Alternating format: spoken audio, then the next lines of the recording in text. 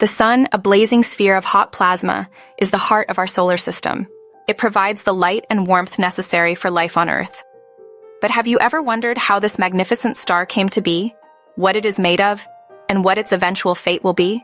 The sun was born approximately 4.6 billion years ago from a giant molecular cloud composed of gas and dust.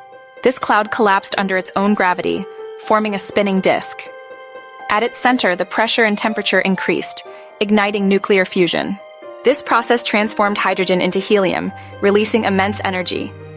This energy is what powers the sun and allows it to shine brightly in our sky. The sun's formation marked the beginning of our solar system, with planets, moons, and other celestial bodies forming from the remaining material in the disk. The sun is a medium-sized star, classified as a G-type main sequence star, or G-dwarf.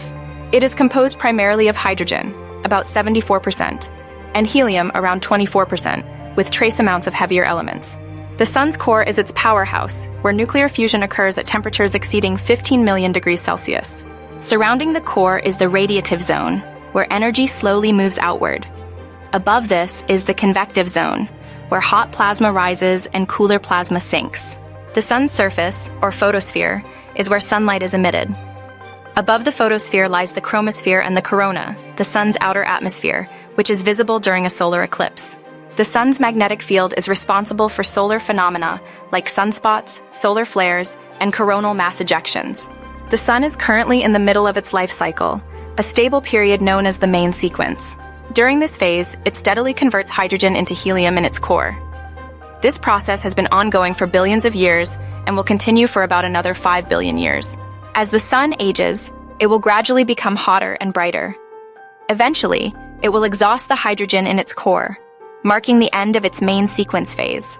The sun will then begin to evolve into a red giant, expanding significantly and engulfing the inner planets, including possibly Earth.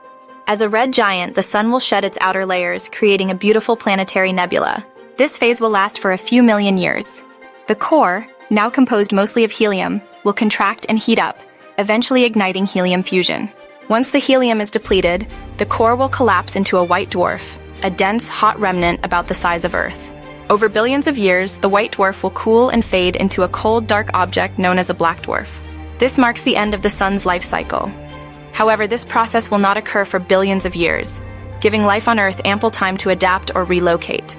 The sun's journey from a cloud of gas and dust to a brilliant star, and eventually to a white dwarf, is a testament to the dynamic nature of the universe.